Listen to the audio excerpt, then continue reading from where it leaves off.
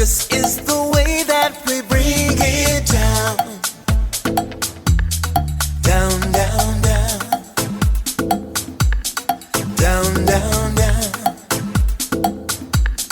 Down, down, down. Down, down, down. Down, down, down. Igniting the fire within you. Exalting the melody of freedom. These are the things that will bring it down. Down, down, down. Down, down, down. Down, down, down. Down, down, down. Down, down, down. So gather the faithful. Tell everyone to stand and shout loud. Shout loud. Shout loud. Let's bring it down. Let's bring it way down. Let's bring it down. Let's bring it down, down. Let's bring it down. Let's bring it way down. Let's bring it down. Let's bring it down, down. Down, down, down. Let me tell you, it's in the air. Joy is in the air. Love is in the air. Can you feel it? What it feel like? Freedom. What it feel like? Don't sleep on it, brother. You might get left, sister. Can you feel it? What it feel like? Freedom. What it feel like? Justice. No need to be counted, cause I am down. Down, down, down. Down, down, down. Down for the end of racism, for the end of bigotry, cause I am down. For the end of misogyny, that's right. For all the isms out there, just down, down, down. Let's bring it down. Rise up, people. No more foolishness, and let's bring it way down. Riding the river of change into the cries of contrition. This is the way that we bring it down. Down, down, down. Down, down, down. Down, down, down. Down, down, down. Down, down, down. We are the children of Eden, dancing and celebrating freedom. We are the ones that must bring it down. Down, down, down. Down, down, down. Down, down, down. Down, down, down. Down, down, down. So gather the faithful. Tell everyone to stand and shout loud. Shout loud. Shout loud. Let's bring it down. Let's bring it way down. Let's bring it down. Let's bring it down, down. Let's bring it down. Let's bring it way down. Let's bring it down. We've got to bring it down. Down. Stand up and shout. Stand up and shout. Rise together. Accountability starts now. The Eric Dawson Radio Show. Yeah. Rise up. Stand up, shouting loud. If you are not prepared to come to that table and to represent that voice, don't come. Because we don't need any more brown faces that don't want to be a brown voice. We don't need black faces that don't want to be a black voice. We don't need Muslims that don't want to be a Muslim voice. We don't need queers that don't want to be a queer voice. And if you're worried about being marginalized and stereotyped, please don't even show up. There's only one way to be independent. There's only one way to be free. It's not something that's someone gives to you. It's something that you take. Nobody can give you independence. Nobody can give you freedom. Nobody can give you equality or justice or anything. If you're a man, you take it. If you can't take it, you don't deserve it. Nobody can give it to you. I'm for anybody who's for freedom. I'm for anybody who's for justice. I'm for anybody who's for equality. I'm not for anybody who tells me to sit around and wait for mine.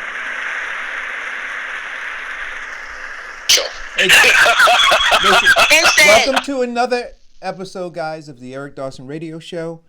I don't know what day this is of the coronavirus epidemic, but we're in the middle of it. And, well, actually, we're not in the middle of it.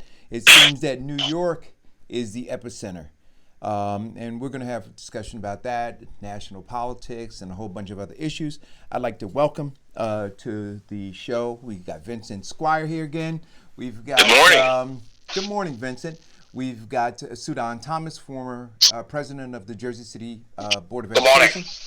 Good morning. And we got the queen of the show on the phone, Diana Murray Clements. Hey, Good Diana, morning. before we get started, I want to offer my condolences to you. Thank you. You know, and so this is, you know, when we talk about, you know, this coronavirus hitting home, here is an instance where your family now is having to deal with a death, and at the same time having to adhere to the social distancing that has been put in place. How are you guys handling that? Well, we're handling it pretty well.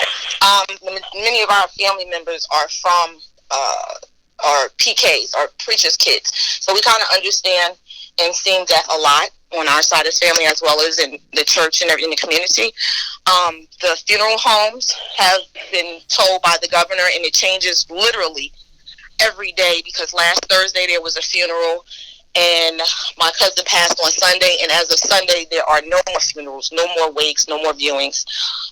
Funeral homes have the option of giving one person in the family to come for a viewing, and that's it. But basically they're letting maybe two people in the funeral home, but one person to view, and that's it. And even the dressing of the person has to be completely different, completely covered from basically from neck all the way down, more so than what a traditional Christian funeral could be any other type way. But yeah, so it's different. It's different. And then there's also no viewing at the cemetery either. It's just a simple whatever you're going to do to one person, and then they take the body away to wherever, whether it's going to be a mausoleum or a cemetery or the crematory, however you're going to do it. And the other thing is, we're still waiting on a autopsy to be done because of these situations that we're in. We're not quite sure what the cause of death is. And because the state is shut down, you can't get a death certificate because you got to have a death certificate with a seal on it. So you really can't move forward without the death certificate. So you're kind of in limbo with everything that's going on. And so let me, because I mean, I always think beyond this, right? So to a lot of people, a lot of family members who go through a mourning period, part of closure is that funeral. It is the opportunity to gather and take part in the repast, get comforted by loved ones, right? All of that is a part of the healing. And so when you isolate people from that, there's a real possibility of the closure not really occurring. And then you don't have any intervention to deal with some of the emotion that might be bottled up and pent up, right? So all of this is, you know, like I thought about this when I thought about you and other people and what they may be going through. I mean, I listened to the president talk about, you know, depression and suicide rate increasing because of unemployment. We're going to get into those unemployment numbers. But in a situation like this, there are a lot of emotions that are not explored, right? And they'll be further bottled up because folks are isolated. So when we talk about social distancing, I think that we probably need to rephrase that and call it something different, because we need to have more social togetherness apart, right? Right. You see what I'm saying? So, but when we say social distancing, then, in instances and moments like this where we need each other the most, just that terminology alone implies that we are apart. Right. So what we're going to do in our family, and my daughter and I kind of did it the other day, and a lot of people you might have seen have been doing it, is we're going to do video conferencing with the family, and kind of do something. We're going to do Zoom, and then those who don't have access to the internet, like some of the older members, then we'll just do put them on speakerphone. So there will be something that we will do, and we've started to put together a collage of pictures, and then later on, once this is over, then we'll do a memorial service. But yeah, I totally get what you're saying, Eric. Well, see, in this situation that we're in, social distancing, we don't need social distancing. We need physical distancing. We need to be socially connected. The Bible says man is not made to be alone. So we need that interaction with each other. We just have to use, as Diane's using, creative means of now interacting with each other. And by the way, if I haven't said it, I'm sorry for your loss. I know that this really complicates our new norm in this surreal world that we're living in, this virus that we're going through. Right. But I do have faith in a few things. And the time that I've known you, you have always appeared to be a woman of great strength, a woman who speaks the truth and from your heart. And I'm sure that you will be a huge, huge asset to your family in getting through this time. Thank you. But let me tell you something that is kind of funny, because this is how mine works. So I went to a funeral, Eric, I had another cousin that passed away maybe 3 weeks ago. So I had to fly down to North Carolina before all of this started. Well, at the beginning of this, and my husband was concerned about me flying so much, so I ended up driving back from North Carolina. But I was thinking the whole time, I said, now this is happening, I really don't have to deal with those family relatives that I don't like. So this is really, Diane. You know what? See, that's what I love about my sister. See, like in the middle of all of this, there's reality, right? And yeah. You get to do that. You get to be socially distant from those people, as well as physically distant. Yeah, so there's an upside to it. So, salam alaikum and good morning, brothers. And Diane, really, really sorry to hear about the loss in your family. And these are the times, I think, when it hits home, it hits close, and it's just not a news item that you're watching on television, And for a lot of us who, the 9/11 generation, as I like to call ourselves, when we went through the 9/11 experience, we knew somebody directly, or we had at least a second-degree separation. We knew somebody who lost somebody. But I think this one, every generation in America went through something like this.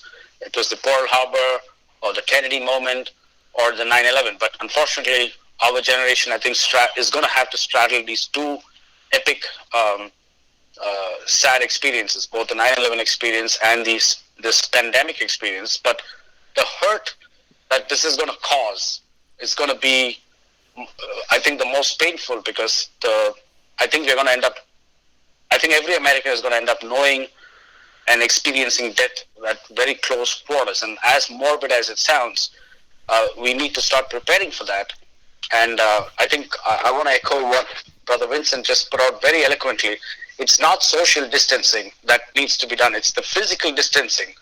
But we need to be socially connected, harnessing technology and harnessing every safe way of interaction, so that we can feed off each other's strengths, emotional strengths, spiritual strengths. And, America is always at its best when under an attack. The nation always grows stronger. And I still believe that even though this is a dark moment in the history of our nation and the history of the world, I would say, because if you look at the numbers today, this has now impacted not in terms of deaths yet, but in terms of impact, it has crossed the 2004 tsunami numbers. It has hit more than 300,000. The United States is at close to 70,000 positive cases as of today, which means possibly by the end of this month, which is Monday, Tuesday, we might cross the number of positive cases in China, which means the United States becomes the epicenter of this world, of this problem, of this pandemic. And for most of us who live in the New Jersey area, which is bordering our sister state of New York, as we call it, our heart goes out to the state of New York and to that governor who has really led from the front, has been an exemplary example of how a public official should conduct himself, both emotionally, both practically, fundamentally, as a source of strength to his constituents, but also leading from the front. I think this is a time for America to come together and to try and figure out how we can use this adverse situation to turn it into a strength, to make this nation stronger, which is how we have always responded to in the past. And I'm just going to close by saying that I think what this is going to lead to is going to fast track the evolution of man possibly by 20, 30 years, because just in the way business and commerce is conducted, just in the way social interaction happens, a lot of these things we have seen in movies, sci-fi movies, 10 years ago, in terms of what would be the world in 2100 or 2200, in terms of business being conducted remotely, folks sitting at home and living their lives. And as forlorn as it sounds, I think what may come out is for us to be at the back of our mind to keep this, that this could be the beginning of a new order, this could be the beginning of a new norm. And I don't think this is going to be a finite binary situation where somebody switches off on one day and says, everything is good to go, you can run on the streets now. I think this is going to be a very slow progress, and by the time we are out of this, a lot of the practices that we are absorbing in this situation would become part of daily life. And the reason why I say this is, if you look at Asia, some of those countries, and Eric, we spoke about this in the last show, countries like Singapore and Hong Kong and Thailand and Malaysia, which were at the center of the SARS virus, the folks in those countries went through a life, like a transformational experience in the way they conducted their personal life and business. And you see that till today. If you go to Asia, folks are always wearing masks when they're out. They don't touch each other when they're greeting. It's part of their cultural norm. Unlike us, we are big into handshakes and hugs. And so a lot of the life as we know will change on account of this. And if you look at the generations like the millennials and the Generation Z, they already are kind of a socially distant generation. So not as a negative, but I think this will fast track some of the evolution that would have showed up in our behavior and patterns 30 years from now. And I think that's what, there may be good coming out of some of those changes, but at this point our focus should be on public health and public health only. And it's discouraging to see the president talking about reopening the country in 2 weeks when people are dying by the dozen in New York and everything else. But I want to. And I know Eric is an ardent supporter of President Trump. So every time I bring President Trump, he gets upset. I know it's like saying Niagara Falls to the Three Stooges. No. I know. That's not what I'm saying. What I'm saying is you've covered maybe 15 things in that soliloquy, and I want to slow them down and unpack them one by one. So. Sure. So with regard to how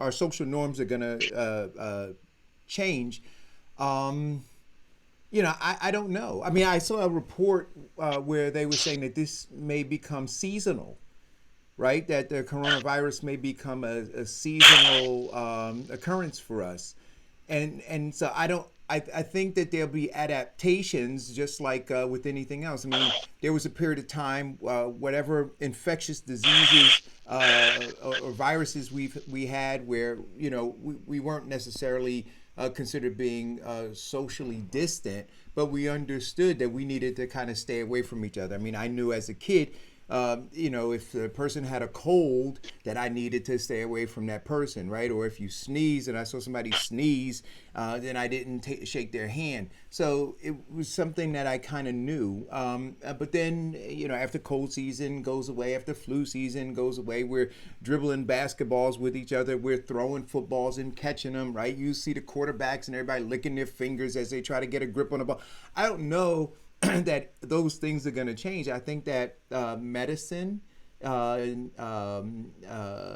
going to catch up with this and put us back in the norms that we've been accustomed to.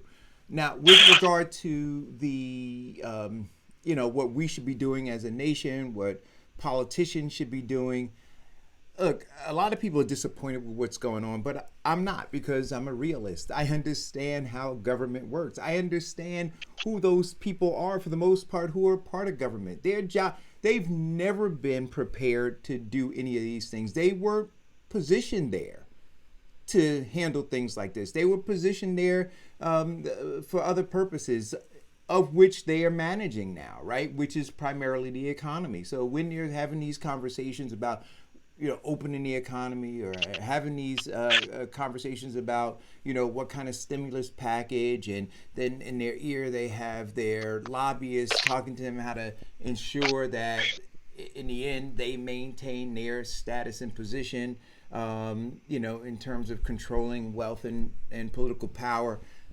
that's going to always go on. And until folks change, right, we're going to always be at the bottom of that economic and political power totem pole.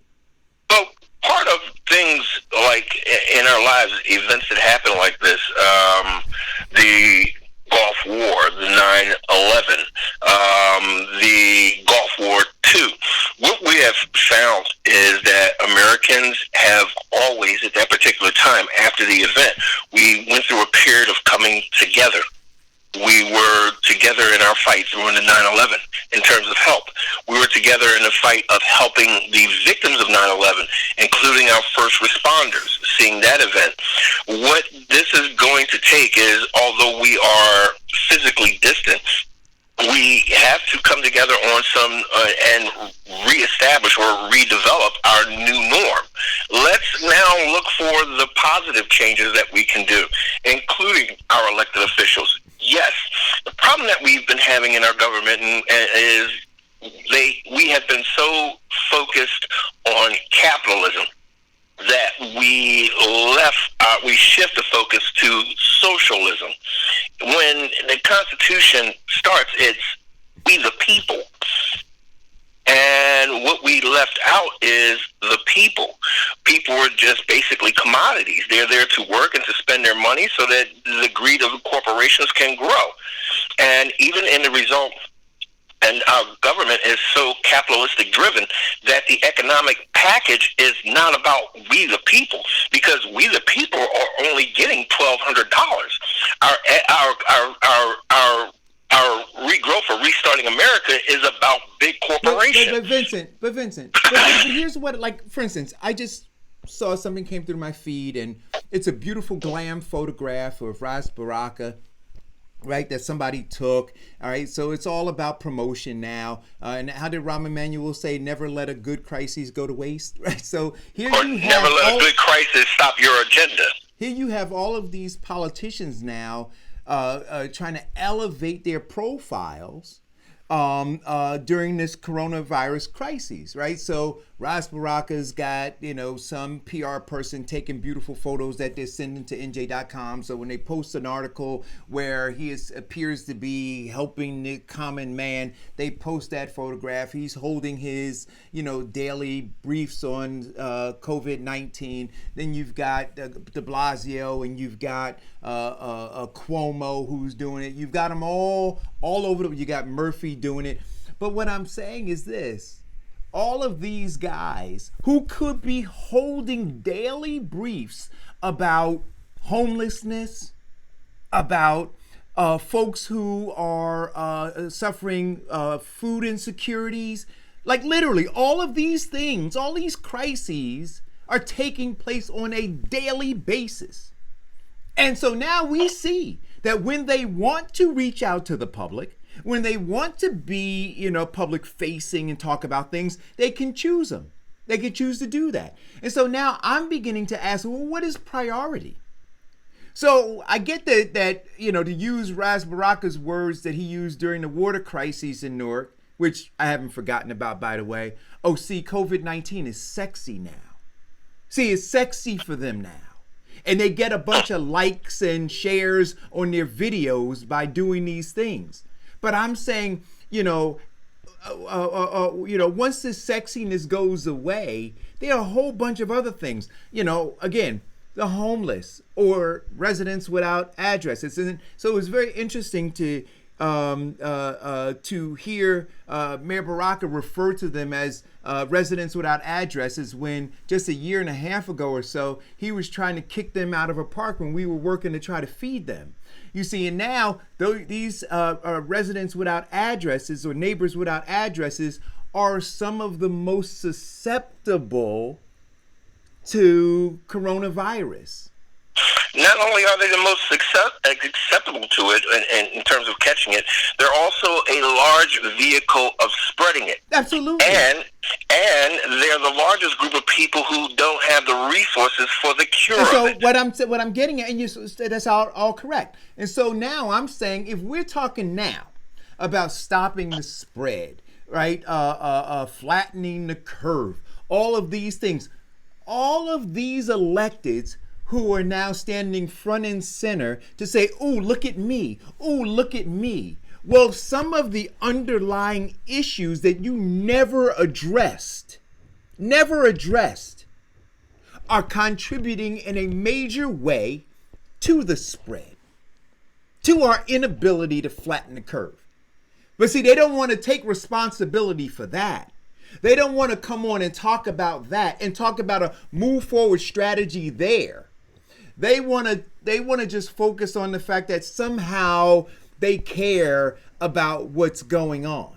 See, all of the people now who are apartment or mortgage or rent insecure, when you had these advocacy groups knocking on their doors for decades saying, hey, listen, we got a problem. You need to address this. You see, they were absent. They were silent. They weren't coming on Facebook Live and YouTube Live and open to the public. See, when they were holding, when the council and the mayor were holding their meetings, they were silencing the mics of these people. Let us have that conversation. That's what was going on.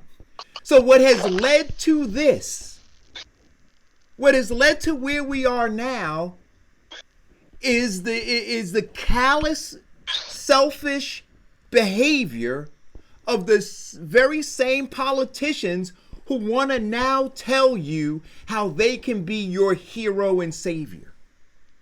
So see, that has to change. All of it. But people have to recognize it. And so, like I said to you before, Vincent, I don't see a key performance indicators. Like Farrakhan Sawab said, people are jumping on a Cuomo bandwagon now because this guy has 15 minutes of fame doing these press conferences. But they're forgetting about the fact that he locked the door, closed the door, put his hand, he was socially distant from all of the people who are now bubbling to the top in terms of their cries for help. It's all got to change. It's all got to be torn down. So Eric, we have to be mindful of the context of the times that we live in. I mean, obviously there is a global emergency and one has to respond to that. But I want to touch upon what Brother Vincent said in terms of the commoditization of people. It's interesting he said that because this has been kind of consuming me in the last 48 hours.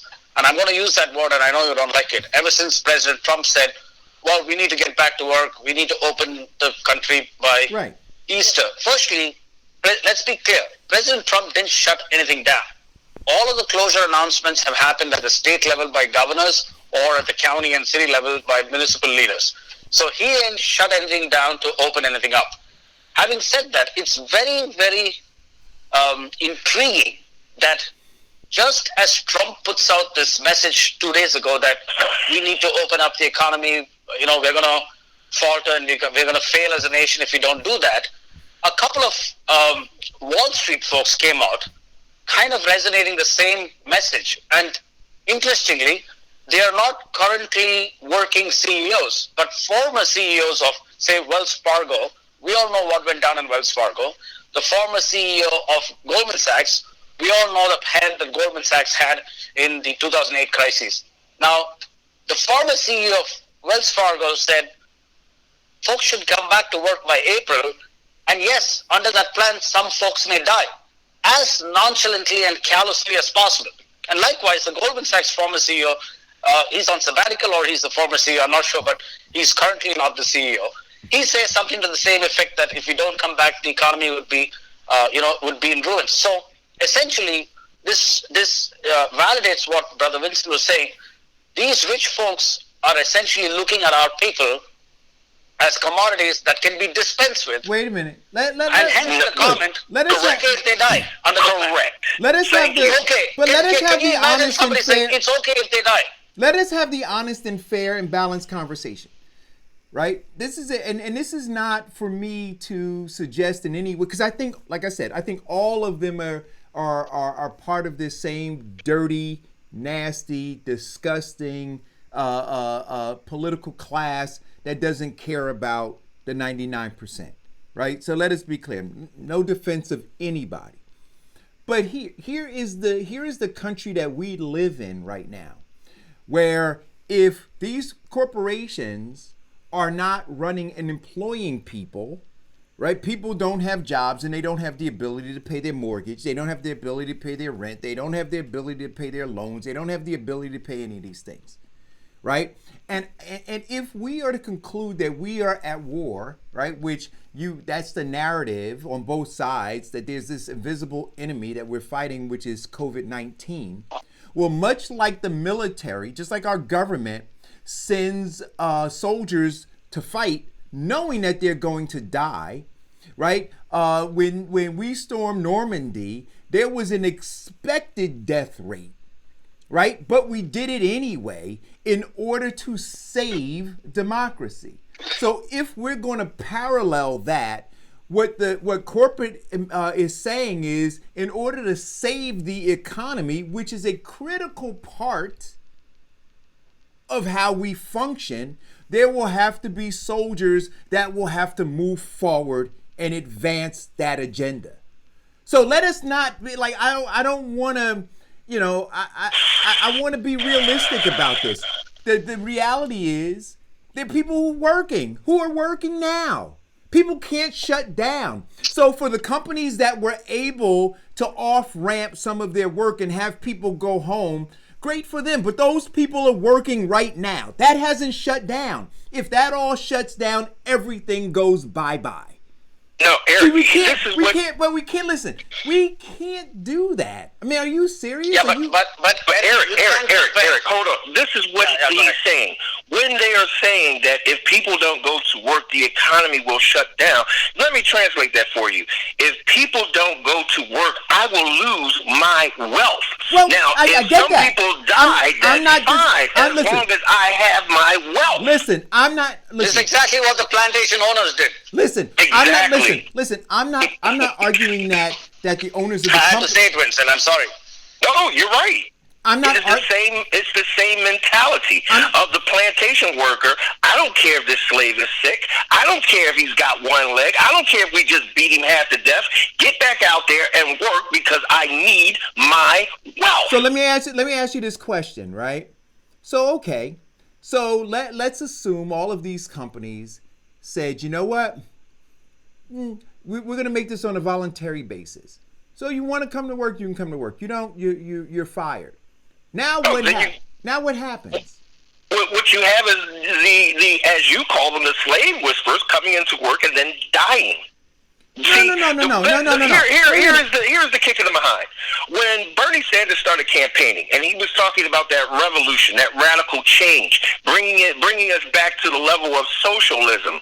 See, they started calling him a capitalist to demonize it. Now they're going on to, okay, we need some socialism packages in place to save people.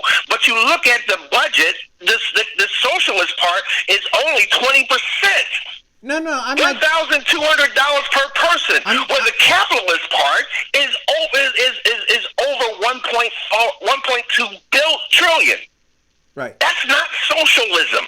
That's capitalism controlling our politicians. And here's the thing: don't yell. Diane's saying don't yell. It's the working class that's going to have to pay for it. Diane's saying don't yell.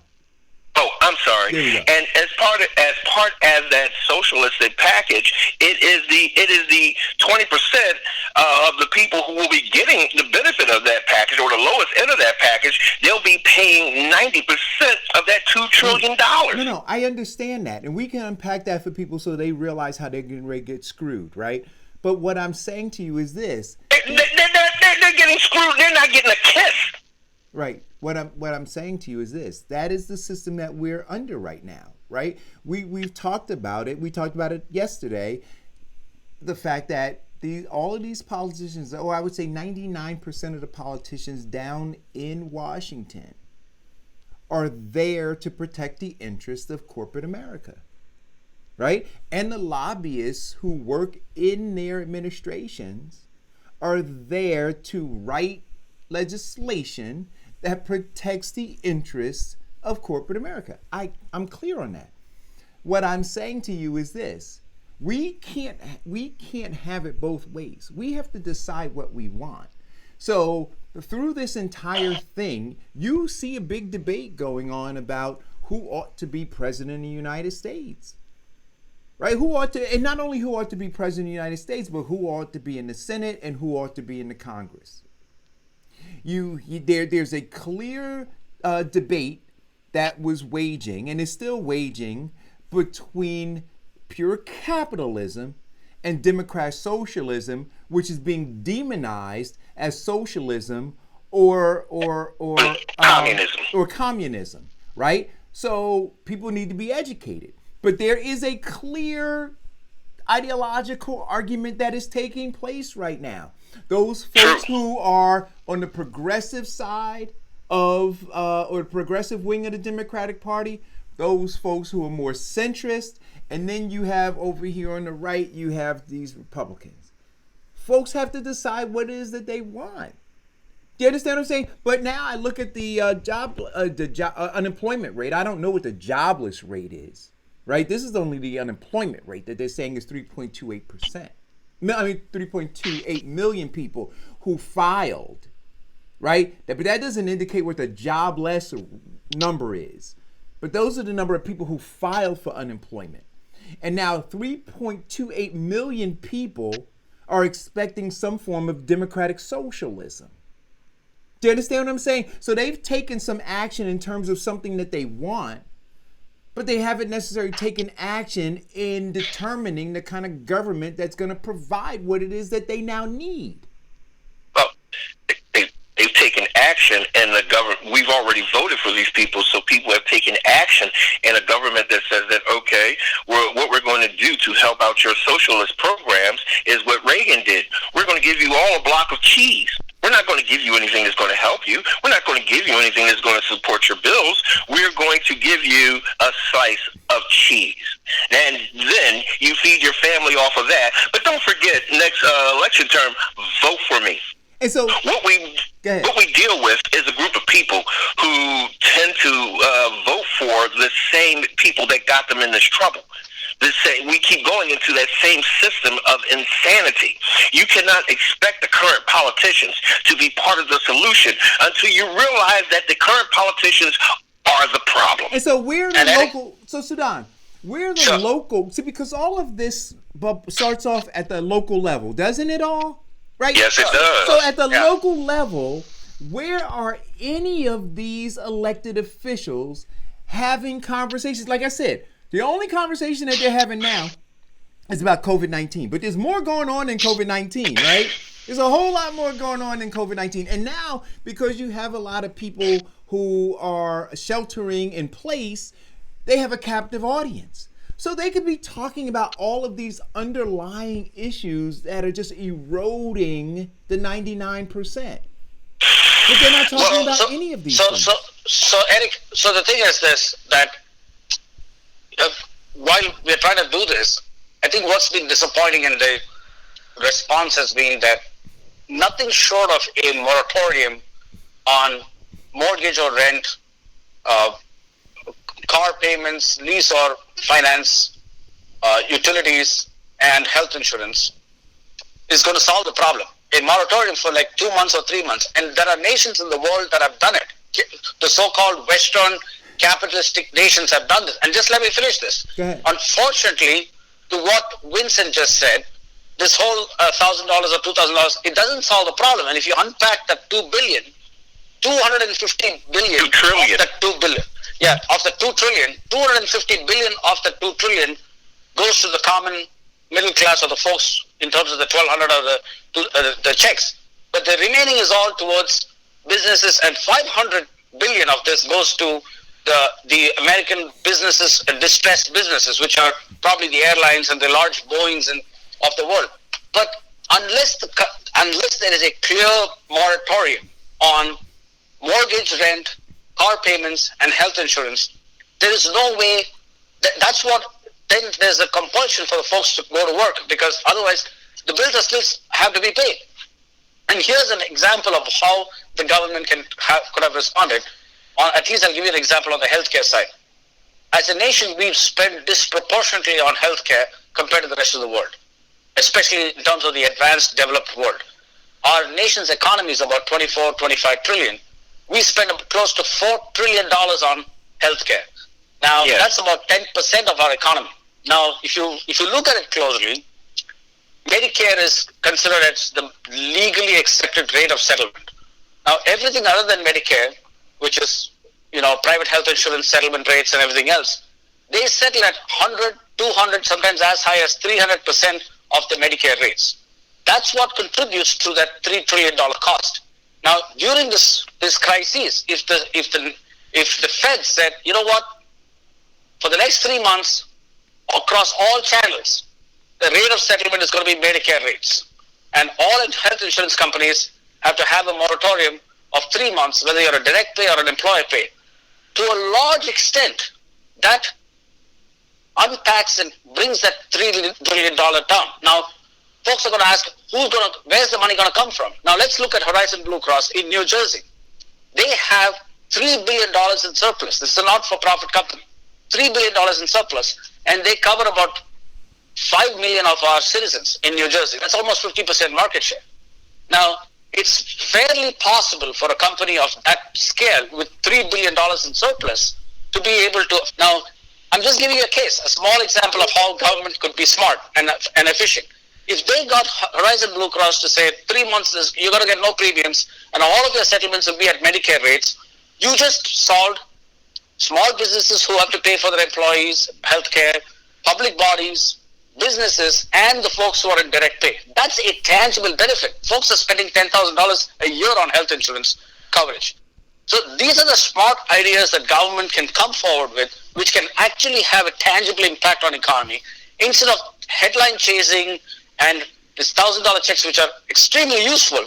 But like Brother Vincent said, it's a slice of the cheese. It doesn't really solve the problem. Their entire focus has been how to rescue Boeing, how to rescue United, and forget about the middle class guy. And the only solution that they're coming up now slowly for the middle class is you get back to work. You got to be at the front line and possibly die so that you can survive. So that is when they talk about social distancing. What this proves is the disconnect that these guys have with the reality that's happening out there in America. They're completely disconnected, and that's the problem. And when capitalistic nations are able to issue moratoriums on mortgage and rent and car payments and health insurances, and these are countries like France and United Kingdom, which are already healthcare is a national service, I don't know why we, the greatest nation in the world, cannot do this in a situation like this. When clearly all signs prove to be that we are going to be the global epicenter. If I could go on what Brother Tom said, the biggest reason why the most richest and powerful country in the world can't do universal health care is the simple fact of this. We have doctors who, in one point in time, a doctor or a healer, or what they used to call them, became a doctor because they wanted to help people. Now we have people going to medical school to be doctors because they want to be rich. And drives and fuels the cost and price up. Medicare is one set price, which is why a lot of people are saying, or all these corporations are now strategizing and marketing against Medicare for all. Now, what that does is basically puts the doctor from being rich to being a socialist. They don't want to be a socialist. They want their big Mercedes Benz. They want to retire in Boca, Florida, and they want their huge condominiums that they're paying $2 million for. That is the growth of the social campaign, or the greed of socialism. We have enough resources right now, especially as the model that he used, the insurance company. Insurance companies have a vast amount of reserve because insurance companies live off of 1/365th of your premium per day. If we continue on with a model like that, we have enough monies to basically give everybody decent health insurance. One of the biggest problems that we have with this coronavirus is that it's been so capitalist that we can't get the testing without paying the big corporations in the midst of a crisis. We can't get people to produce masks in the midst of a crisis because they want to hold America's wealth hostage. Pay me and I'll give it to you. Now, he's doing a big $2 trillion economic stimulus in which $250 billion of it is supposed to go to medical. Yet, he's telling every governor, if you need ventilators, pay for it. Yeah, but Brother Vincent, there are capitalist nations in the world, the United Kingdom, France, Germany, Spain, Italy, Canada. They're all considered capitalist nations. So one could argue Canada has a degree of protectionism for their economy. They are all able to successfully manage and thrive in the situation. The problem is very unique to the United States. And let me ask you a question. Have you ever heard of a health insurance company going bankrupt as opposed to hospitals going bankrupt? Yes. That shows that sheds a lot of light on the problem, because what happens is that the rate of settlement, that's the core of our problem. The rate of settlement is so high that the hospitals and the caregivers or the doctors, they get stiffed from two sides. One, the insurance don't settle at the rate in which the hospitals expect to settle, or the direct payers are not paying. Do you know that 40% or 35% of hospital bills are not paid and settled, which is one of the reasons why hospitals go bankrupt? Because the system is broken, because it's predicated on high payments which don't happen in the end. And that's why you never see health insurance companies going bankrupt, but you see hospitals going bankrupt. And that's why the path forward is to figure out a way to make that Medicare rate of settlement as a universal rate of settlement, so that everybody falls into that ecosystem and is able to operate within that. And if you can't, then you just have to make your business more efficient. The other day I had to go to the hospital had a fall, and I had to deal with it. The doctor on duty at the ER said the invoice would be like $22,000 for a 5-minute procedure of dissolvable stitches or threads, whatever you call it. It's unbelievable. So, and that is the heart of our problem, because really who's getting rich of all of this is the health insurance companies. And that's why they're the guys who are fighting this Medicare for all. They're the ones who are resistant to Bernie Sanders' ideas, because they know that they stand to lose the most if America joins the rest of the developed world in providing health care for everybody. Agreed. Listen, I need a campaign manager, Tom. Are you interested? Absolutely. So listen, somebody posted, and I never thought about this. So now in New Jersey, you have all of these drive-through testing centers, right? You have one that's in Bergen County. You have the one by King College. You have the one now, I don't know if it's open in Weequahic Park, and I think there's one more. Oh, the one at PNC Arts Center. What about folks who don't drive? Yeah, exactly. I mean, seriously, what about folks? There are no walk-in, right? You can't walk up. You can't walk up to the person who's testing you. That's the whole point. So like, for example, Jersey City, the Hudson County training But you testing understand center what I'm is saying in now, right? Secaucus. But you understand. So now if you look and say, well, in these drive-through, the 4 that I just mentioned, if you look at how many tests they're doing a day, right? Because they're boasting on the media how many tests they're getting done a day. How many more tests if they accommodated people who did not have cars?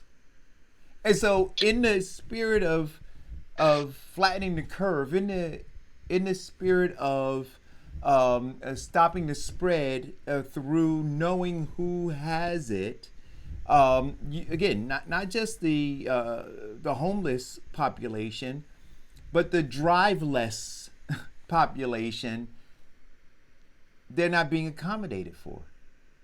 So Eric, in New York, they don't have drive-by tests alone. The folks are queuing up in hospitals. They show up at 6 o'clock in the morning, and they're standing in line in the rain until 3 in the afternoon, and they still can't get into the hospital to get a test because every state has responded differently. New Jersey has responded in this way, but if you look at New York, you can go up to the hospital and wait in line, and there are folks who just don't get tested, even 2 days of standing in line. And but listen, the bottom I line have is, a personal friend who he and his wife right now. So this is a real story. They're Irvington residents. They both have symptoms, right? Fever, dry cough. One has diarrhea. They went to St. Bar because they don't drive, right? They tried to. I didn't ask him how they got up to St. Barnabas, but they got up to St. Barnabas yesterday. They took their temperature. They did all of these things, and then they would not test them.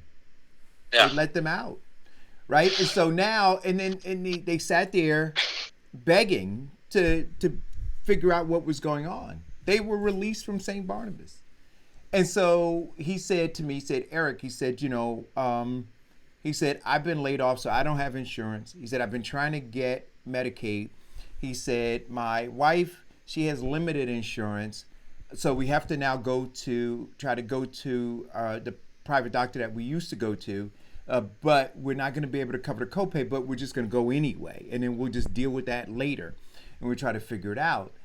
And then he proceeded to tell me that, his food insecurities, the fact that his rent is due, all of these things that we hear about. I got an earful yesterday from this couple in Irvington. So I was able to reach out to some network folks and get some food over there. And we have to figure something out long term.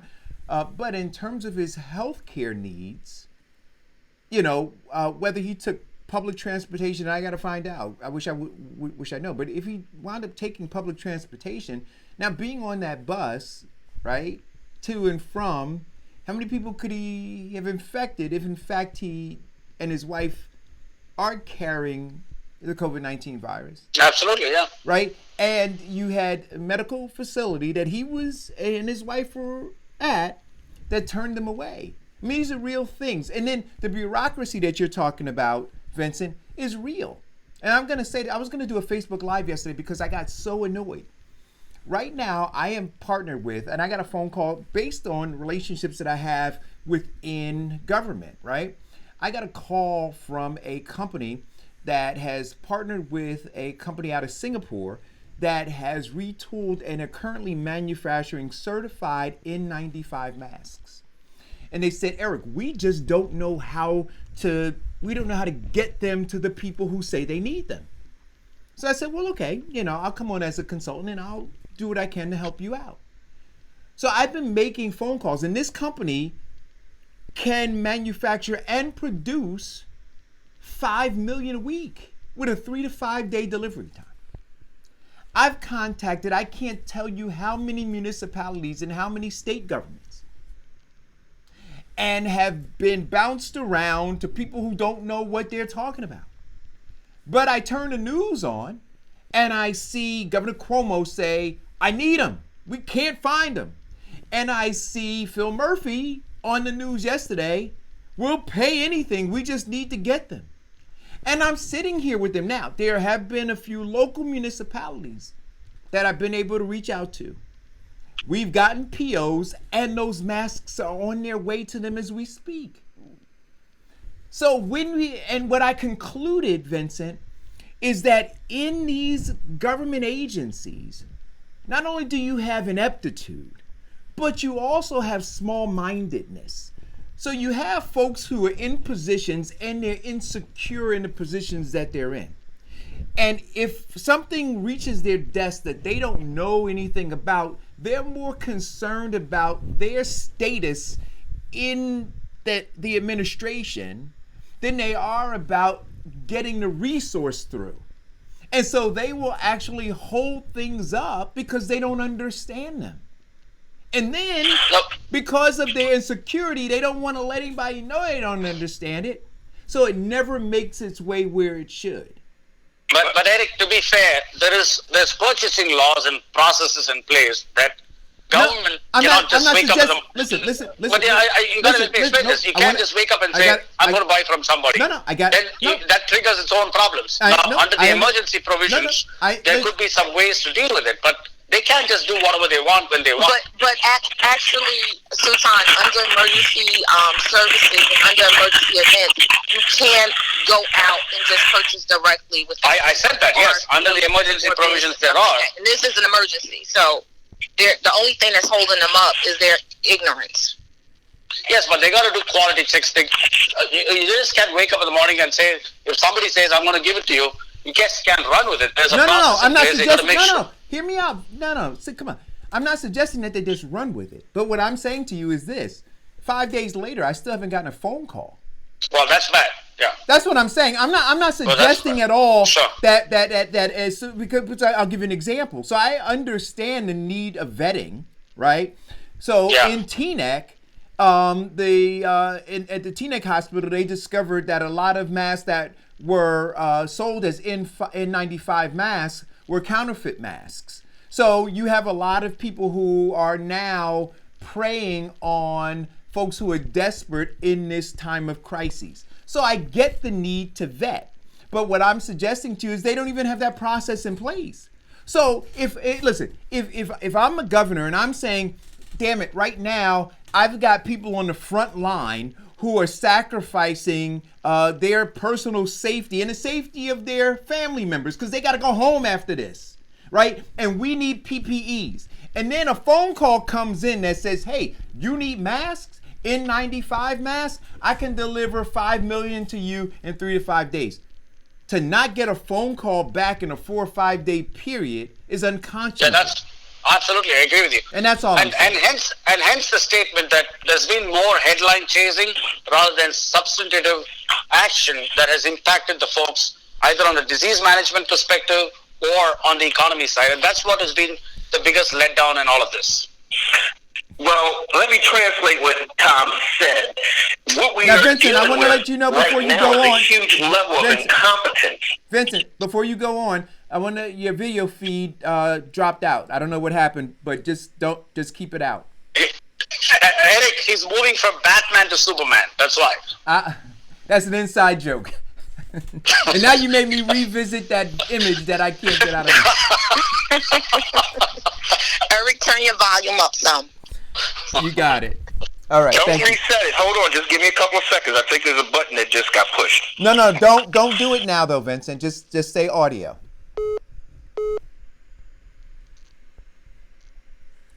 Hello, caller.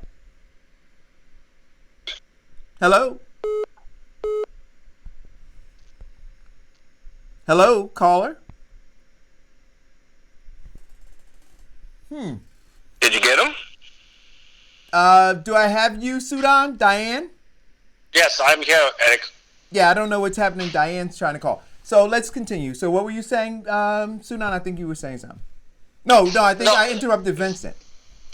Okay, see, what we're dealing with right now is a huge factor, or one of the problems with government, is that we deal with a large level of incompetence, or the Peter principle, where people got elected, they promised some other people, positions in which they're not qualified for. And in the midst of a crisis, they are exposed as incompetent. So, is incompetent who wants to keep their job is going to do anything that's going to actually show their level of incompetence. No, they're going to screen your call and never call you back. Welcome to the United States. Yeah, that's what it is. And so, go ahead. I'm sorry. And just to unpack that, it's more headline chasing rather than substantive action. And then to add to Eric's, this dovetails into what Eric has been saying. There is crises every day. There's homelessness crises. There's joblessness crises. There's lack of equity in education crises. We've never seen them handled or addressed. Now, we're seeing a lot of news shows and what do you call them, daily press shows or press events, which is good because it puts out a lot of information. But at the same time, the fact of the matter is that those inherent fundamental issues, if they were handled, then a crisis like this would be easier to handle. Just like the 9/11, we saw that the FBI and the CIA did not communicate, and if they did communicate, probably they could have prevented the 9/11. In the same way, a lot of inherent issues that are facing this nation, if they were addressed at the fundamental building block level, then these issues of what we are faced with right now could have been averted or could be managed in a better way. And of course, most of this also goes back to the elections. We had to be conscious of who we are voting, who we are electing to office. When we have clowns like this in Washington, D.C., obviously there's the trickle-down effect. So listen, when we come, I'm going to take a break. When we come back, there was something that I posted on my page. We talked the other day about the more than 1,000 nonviolent criminals that have been released from prison. But I want to talk about the immigrant detainees who haven't, right? So we'll be right back after this break. If I can get to it. Here we go. Do you have loss prevention or safety concerns?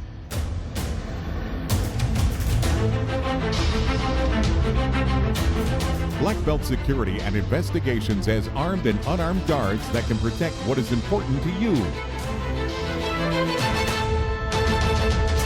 For security you can count on, visit www.bbsillc.com or call 1-800-493-1859 today. It's time to turn up the heat in your house or apartment. So here are some fire safety tips from Diane L. Murray Insurance Agency to keep you warm and safe this winter. Don't overload your electrical outlets. Keep flammable items away from fireplaces and space heaters. And put a fresh battery in your smoke detector. Turn to Diane L. Murray Insurance Agency for your home and renter's insurance or bundle it with your auto insurance and save. Call 908-686-4609 or visit dlminsurance.com today.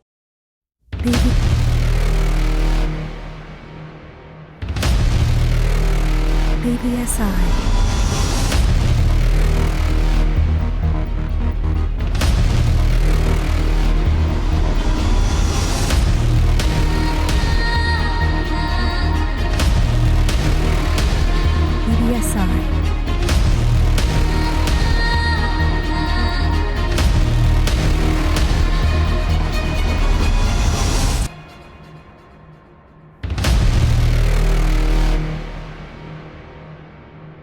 BBSILLC.com.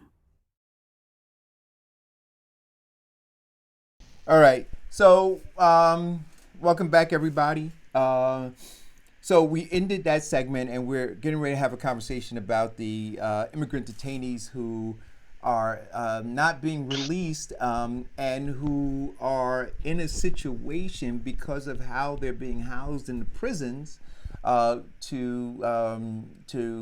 contracting the COVID virus. But before we do that, I said during the break that I needed to big up my bread pudding. I didn't know you like bread pudding, Sudan. Do you? I love it, man. I totally love it. So for everybody, I'm telling you again, I make the most amazing. Diane, you didn't have my bread, did you? No, I didn't have the bread, and I'm not eating bread pudding. Why aren't you eating bread pudding, Diane? I don't like bread pudding. I like rice pudding. All right, what don't you like about bread pudding, Diane? I'm starting to feel some sort of way. The bread. Welcome to my world. The bread and the pudding. The bread and the pudding. So that I don't like that. I don't like that moist, mushy type. I don't like that. Something about it. I don't know. Right. And I like food. You know, I know you love food. Well, look. So I know that there are several ways to make bread pudding, and some people make it like what is it, that tres leche dessert, right? You don't like that, right? Like the custardy kind of stuff, right? So my bread pudding is more firm than that, but it's moist. It's firm but moist. But the great thing about my bread pudding is that I make my own bread. See, a lot of people, they go buy bread, right? A lot of the bread that they buy have a lot of chemicals in it. You should only have 4 ingredients in your bread. You should have yeast, flour, water, and salt if you like just a tiny bit of salt. I put like a 1/4 teaspoon of salt in my dough. And then I make my bread. I let it sit for 2 days after I make it, right? And then I cut it up, cube it, and then I go through the process of making bread pudding. The greatest part, Sudan, about my bread pudding is that I make, and Vincent got to see the photograph. He didn't get to taste it, but he got to see the photograph. I make a bourbon sauce that I drizzle over it, Sudan.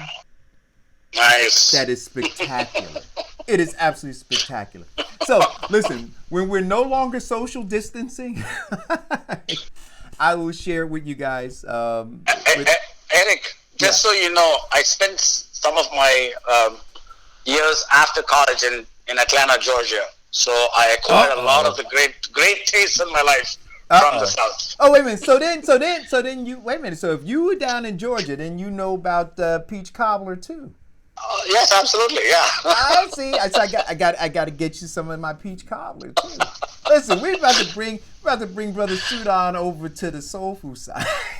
Oh, I would love that. I mean, like I said, and 2 years ago, I actually took my son back to Georgia just to relive some of those experiences. We had a great time. We actually took a Greyhound bus from Atlanta to Savannah. It was one of the greatest times that I've had with my son in a long time at the time.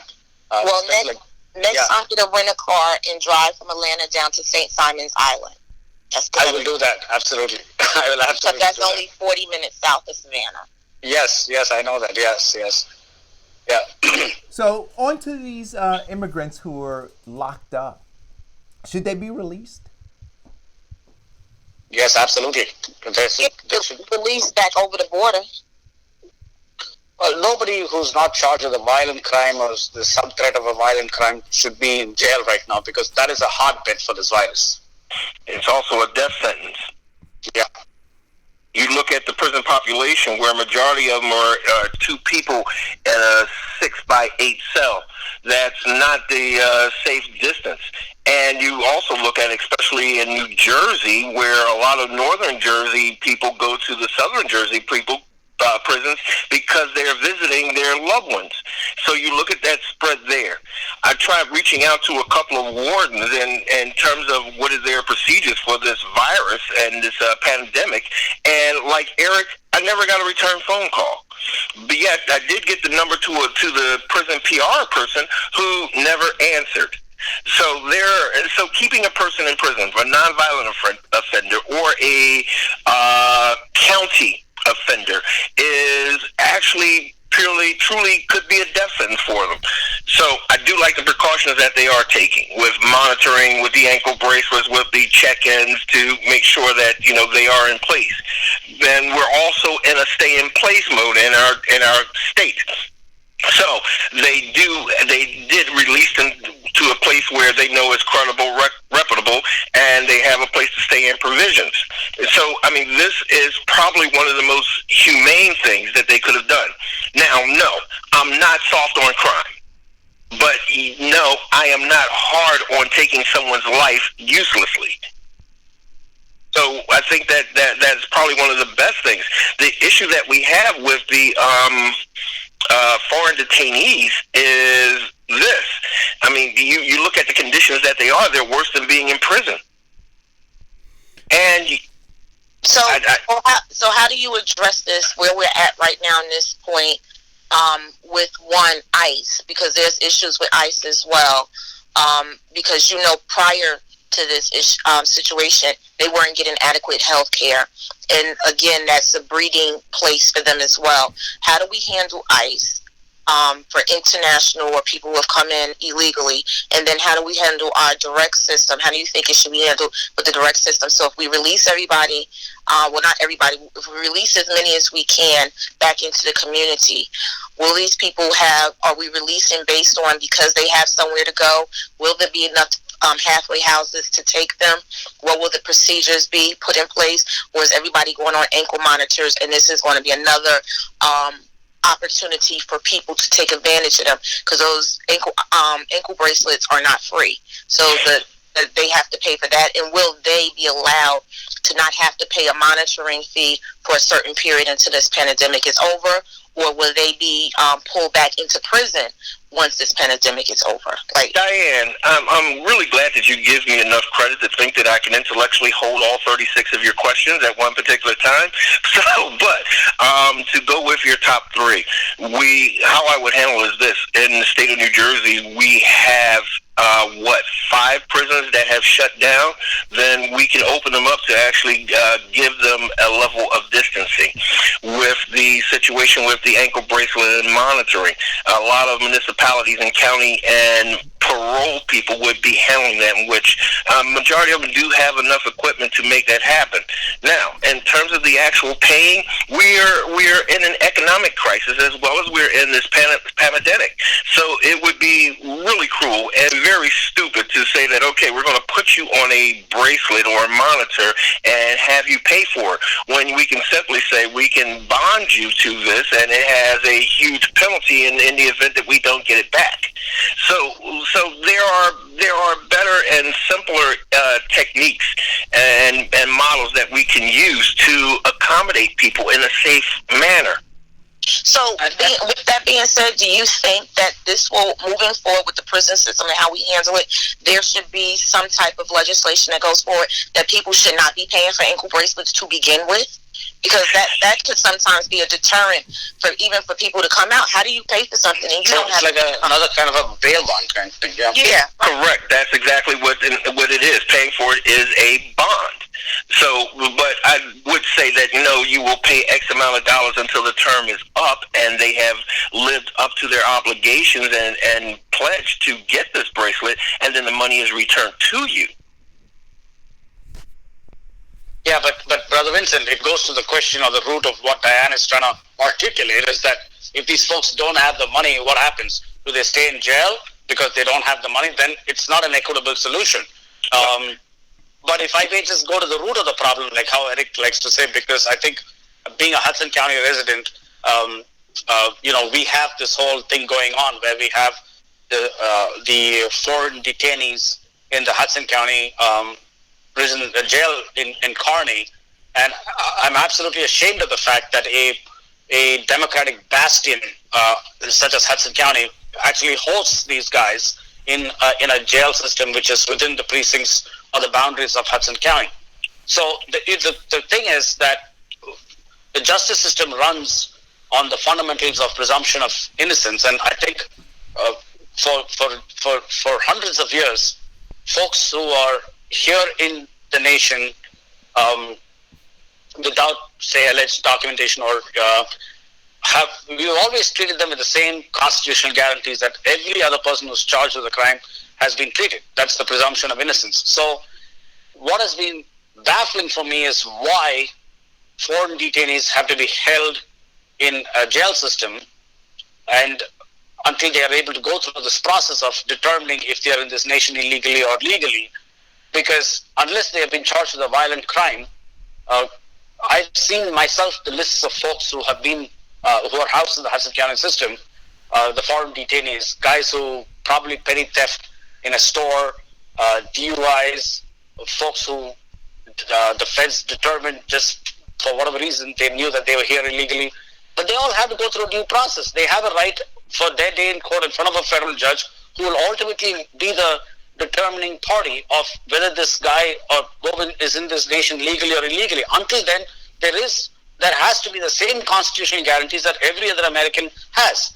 And so I'm not really sure I'm comfortable with this two-tier justice system where we have these folks being treated differently from everybody else.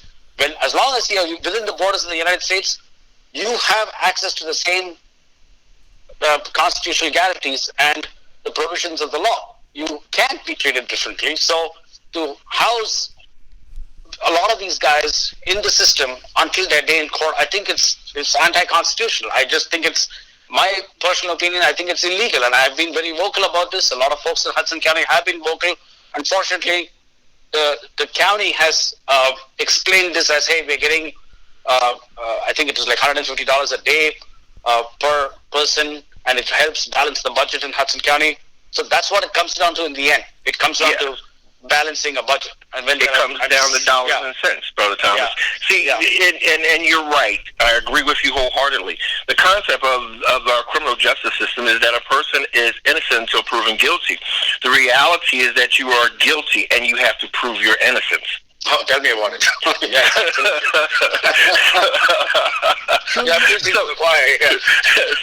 So the big issue that we have is, there are some very inhumane treatments, and it's all about the dollars.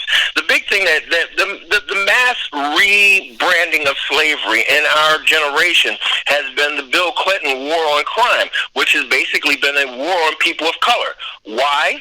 Because counties now get maximum dollars for locking up and housing people of color to get that crime bill money. That's what, and you looked at it actually increase exponentially. And the results is this. They've now changed what people would get for a misdemeanor and with that crime bill, and now turned it into a third-degree felony, which means that they're doing an average of 3 to 5 years. Coming out of a prison system in 3 to 5 years, there are only 2% of the people that have the resources to get through. The next thing you know, there are roughly 1,800 in the state of New Jersey, 1,800 obstacles for a person coming out of prison, from housing, public assistance, food, locations, schools, everything that prevents them from their level of success. No, I'm not a big fan of our criminal justice system, and you know what? I truly believe that it needs to be revised and a more humane thing, giving people an opportunity. I'm all for reform, yes. I'm not soft on crime, but I am saying that, you know what? It's a situation right now where it has become such a, for lack of a better term, corporate or capitalist drive for our governments to lock people up, that, it's lost its level of being humane. I mean, you actually look at the concept of the prison system or the penitentiary in Philadelphia, where the Quakers said that, if a person gets locked up, we need to give them an opportunity for repentance or penitence. That's how we got penitentiary.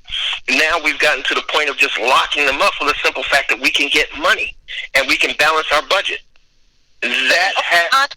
Vincent, can't big corporations still make money off of people who are not locked up? Well, they're not locked up. Can't they still make money off of the ankle braces or reforming the justice system to really make it equal?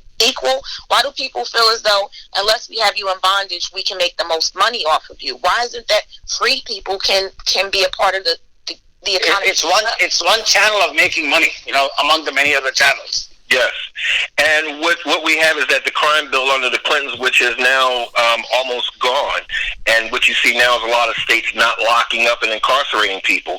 What the crime bill did was basically it didn't give them money for monitoring or parole. It gave them money for just incarcerating and containing. So that's why it shifts to that level. And yes, corporations can make money off of the monitoring and the restitution or recompense of another man. We have CEC, which is a $200 billion corporation, which is a private prison group. They're trading on stock, which their stock is not doing well. But it can be capitalized and they can make money. But what stands in the way of community service and socialist programs is the simple fact that more people are driven towards making money off the socialist program rather than they are in doing a social service with their program.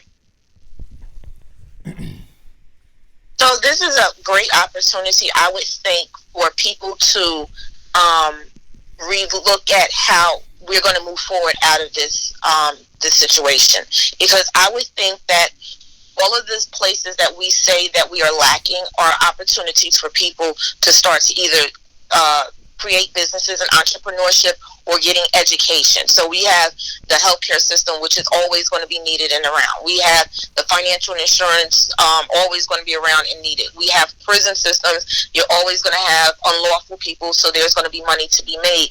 But we're going to have to transition the old-fashioned way to a new traditional way that makes more economic sense. And it's housing. Housing is always going to be necessary. People are always going to need somewhere to live.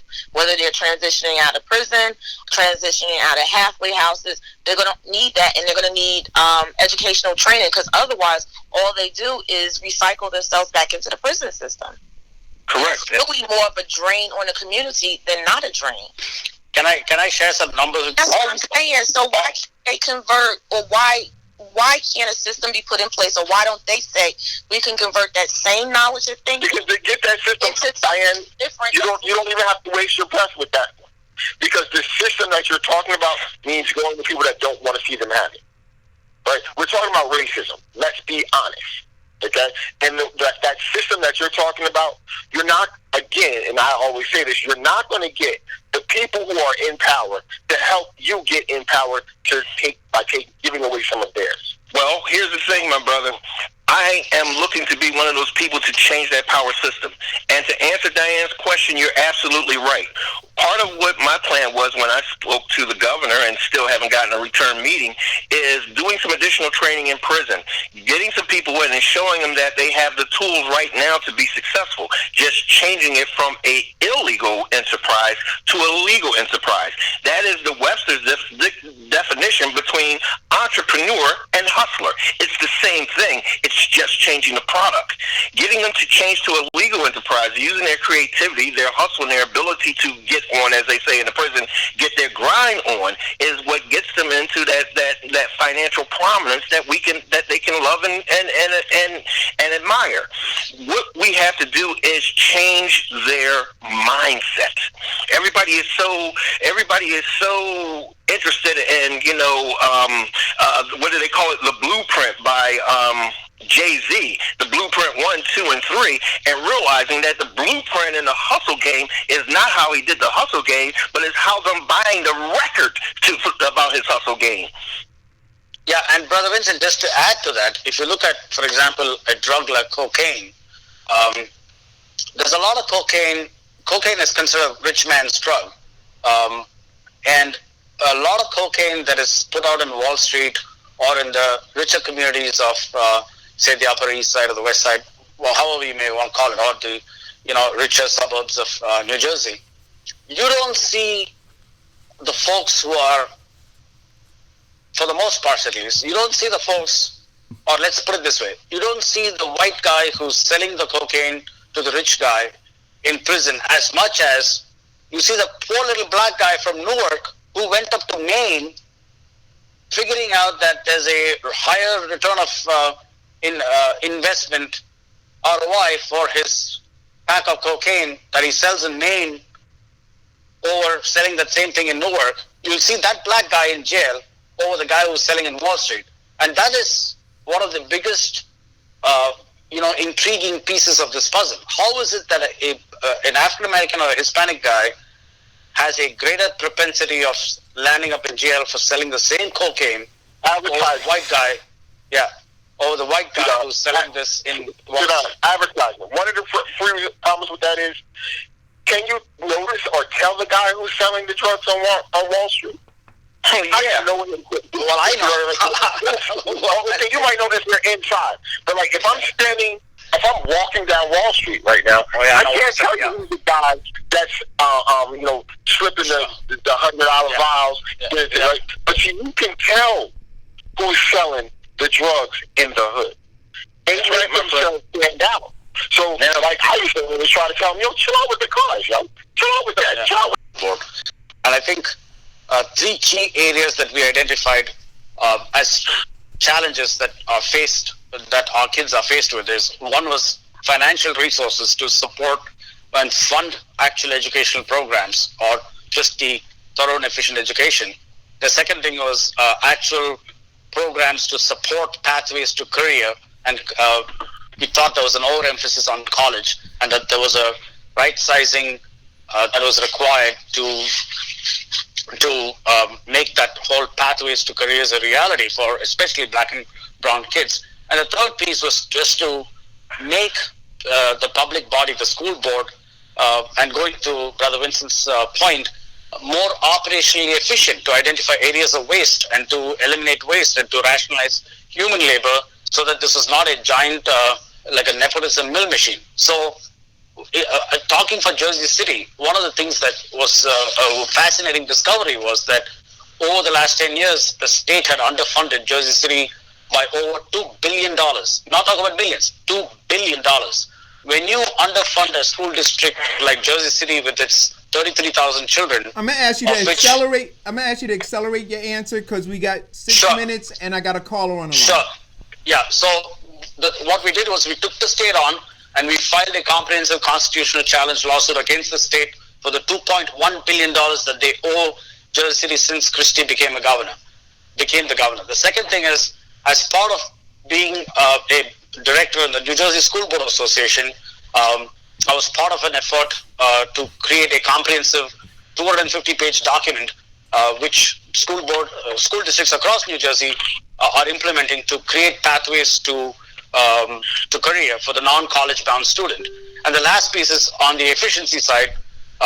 We did comprehensive forensic audits for the school district, and we were able to rationalize about $70 million across 2 years in operational savings through multiple things. And I think that's a three-pronged approach that every school district should take to ensure that they're fully funded, to ensure that their kids have a proper pathway to career in college and community excellence, and to make sure that their operations are efficient so that the public dollars are optimized in fully supporting education and nothing else. Caller, go. Right. Hey, good morning, guys, and a better afternoon.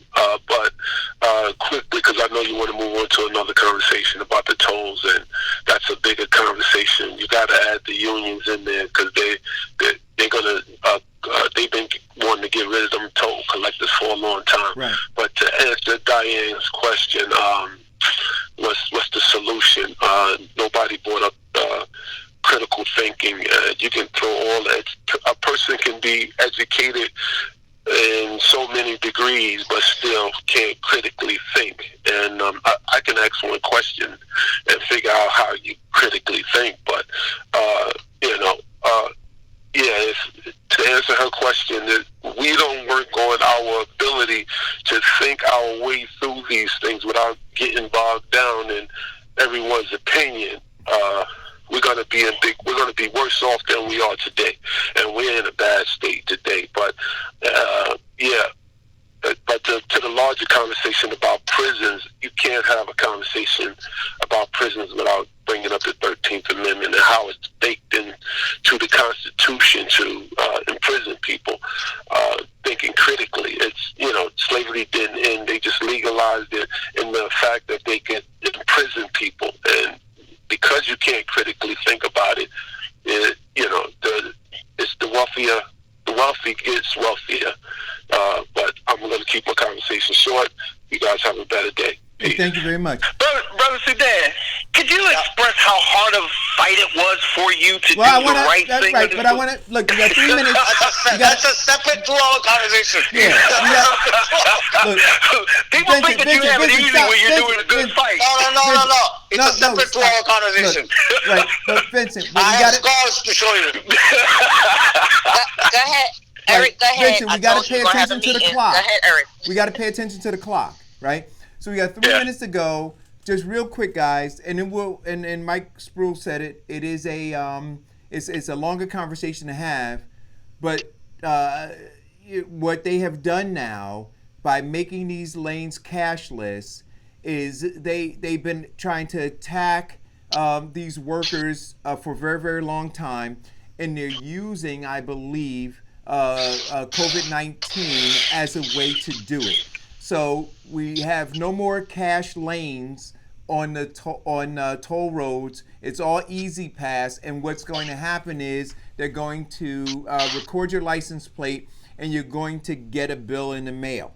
And I don't believe that these 500 plus workers are ever going to return back to work. So we need to pay attention to what's getting ready to happen now. So in the midst of this is what I'm saying. In the midst of this, there are things that are happening. This is a distraction in a lot of cases, and a lot of people are going to be attacked. But once this blows over, what is the new world order going to be? Got to pay attention to it. Unions focus on it. And I'm not saying one way or the other. I'm simply saying in terms of where I fall on it, right? But I am saying that they're using this crisis to take advantage of a situation. Any thoughts about that in the last 2 minutes, guys? Yeah, One absolutely. I mean, I've said it the whole time. There's going to be a new way that we're going to be doing business, and a lot of businesses and jobs are going to be eliminated and will never be seen again. Yeah. So the thing is, how will we transition those people from the toll collectors? Are we going to move them into the offices? Because now that everybody's going to be either paying online or mailing in the payment, there's going to be more customer service that's going to be needed. Are they going to think that way, or is the union going to push them to make sure that these employees are provided the education necessary so they don't lose a job, but they're transitioned into a new position? Yeah. So we got to do some critical thinking about that. We're out of time today. I'm going to do some more research. We're going to make that a top line discussion for tomorrow's show, guys. So make sure you tune in. Hey, Sudan, great information today. Thank you. Hey, Vincent. Yeah. I like the flag that Sudan has behind him. You got to get something on that blank wall that you have behind you. Diane Murray Clemens. And look, not that picture that used to be in the 70s of the woman with that picture. You know, and you used to be able to fill the poster and everything. You remember that? Are you talking about the black light poster, Diane, with the woman with the afro? You know what I'm talking about, Vincent. I know you got that somewhere in your show. Listen, guys, thank you all for tuning in. Squire, I think we got to have a meeting. Thank you all for tuning in, guys. I'll talk to you later. And Diane, give me a call. Vincent, give me a call as well. I want to talk to you about these masks. We got to try to figure out. By the way, Eric, you never posted that petition. Yesterday? Yes. Oh, you got to remind me, man. I got so much going on. I'll make sure I take care of it today. Thank you guys for tuning in. We're out. Bye. Thanks. God bless you. Be safe. Bye-bye.